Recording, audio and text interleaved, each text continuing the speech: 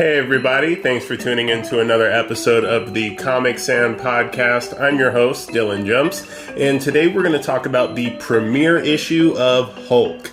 Now, I knew I was going to love this series when I heard that Donny Cates was going to be the writer because he wrote the most recent Venom series before this current one, and that one was fantastic. And as well, they've got Ryan Ottley attached as the artist, and I really like his style of artwork. It's a really great sweet spot between realistic and cartoonish, which you'll see in the images that I throw up. Now, after reading this first issue, I can tell you that my expectations are greatly exceeded. I'm very excited to share with you the events of this issue, so without further ado, let's just go ahead and get into it. The issue starts with Hulk throwing punches at an enormous door. The door seems to stand alone in the middle of the desert, and the narrator of the issue raises the question, what if the Hulk exists to protect us from Banner? It's always been thought of as the case that the Hulk is actually the pent-up rage and aggression inside Banner being brought out and personified, and that's what this question means to contradict. Maybe Banner is actually, the dangerous one. We see that on the other side of the door is Banner, and he's walking away from a console that reads, "Engine engaged, ready for launch." And the scenery switches to that of, somewhat like a space station, if you will. Betty warns Banner that he can't keep the Hulk locked up. Betty, for those of you who don't know, is actually Bruce Banner's ex-wife. She tells him that he can't blame himself for what happened in El Paso. Now, there's going to be moments in this issue where you'll feel like I'm not giving you the whole story, and it really is just because we don't have the whole story at this point. I don't know what happened in El Paso. It's really somewhat of a mystery right now. We're being kept in suspense over what is leading Bruce Banner to act in this way. He lashes out at her, saying that he doesn't blame himself, he blames the Hulk. He explains that he never wanted to be a superhero or a monster. He wanted to be a man of science, pushing the boundaries of what's possible. But then this tumor, meaning the Hulk, started growing inside of him. Banner's fear is that one day the Hulk will come out and he's never going to wake up again because the Hulk is immortal, but Banner isn't. And that line is kind of a callback to the most recent Hulk series titled The Immortal Hulk. That was a really great series written by Al Ewing, and there's way too much to go into in that whole series in itself, but Immortal, it was in reference to the fact that anytime Bruce Banner died, the Hulk would wake up at nighttime. He would come back to life. The first issue of The Immortal Hulk actually started with Bruce Banner being shot in the head, and then once nightfall came, he woke up in the morgue, and the Hulk took over. Betty pleads with him not to go through with his plan, as we see the Hulk getting angrier behind that door that we saw. Banner tells her to get out of his head, and she disappears. Now he's alone. Banner then proceeds to take a seat in what looks like a captain's chair. Something like out of Star Trek. In the next scene, we see a gathering of heroes. Doctor Strange is explaining that they're facing potentially the greatest threat the heroes ever have. And that's saying something. He's shocked at what Banner has done, stating he himself or even the most powerful telepaths couldn't have accomplished it. He's fractured his psyche into 3 parts and turned the Hulk into a kind of starship. We now see a strange-looking, cybernetically enhanced Hulk going up against Iron Man's Hulkbuster suit, and really giving him the business from what we can see. Doctor Strange is now revealed to be this issue's narrator. While we can see Iron Man getting beat up pretty badly, Doctor Strange explains that Banner has modified Hulk's external frame with AIM tech. AIM is a bad organization in the comics. They are a scientific organization experimenting on things, usually led by some type of supervillain. He's also built an immense mind palace, the likes of which Doctor Strange has never seen.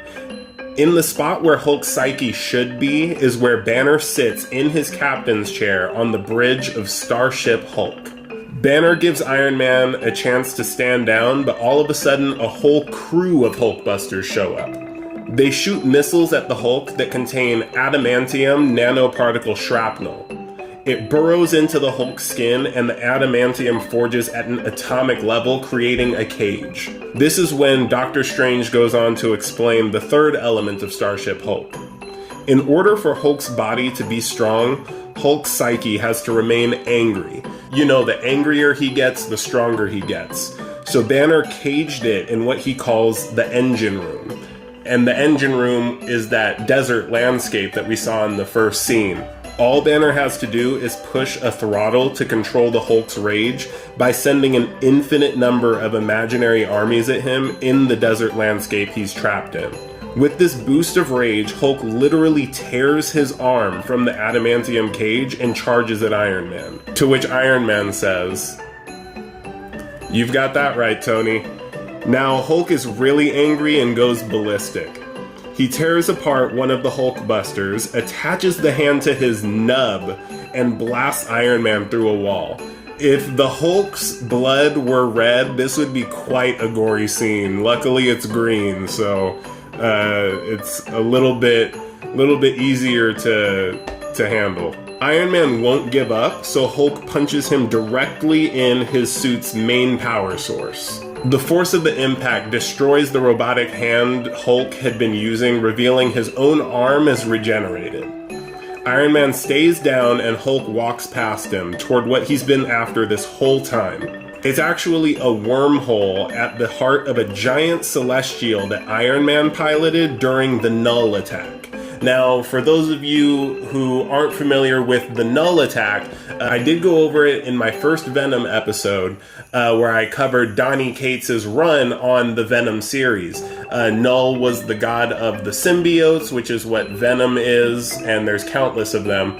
And he came to Earth and attacked, and it was a crazy battle. So Iron Man took over a giant celestial, which is, just pretty much a giant space robot that's kind of like a god, and helped in the battle against Null. And so now this is what we're seeing here is that giant celestial that apparently Tony used the energy to create a wormhole. Iron Man had planned on using it to evacuate civilians in the case of another event-level attack, like the Null attack. And so it's interesting that we're seeing Donny Cates on this Hulk run tying back into his Venom run. I think that's a really interesting and pretty awesome. I hope that it continues to tie back into his run on Venom, but not necessarily tie so much into his run on Venom that this doesn't feel like a Hulk series.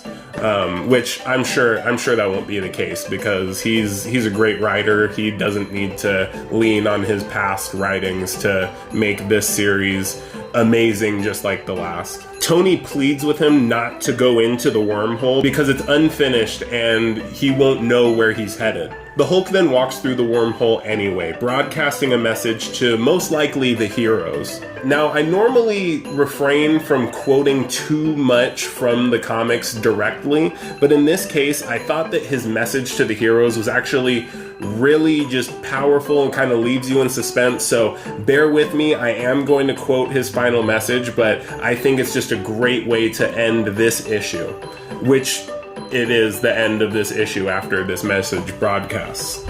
So, if you can hear this message, then I am already gone. I am broadcasting this not to explain myself, but as a warning. I'm leaving, not because I hate you, not because I'm scared of you. I'm leaving because none of you will know how to deal with what I'm going to become.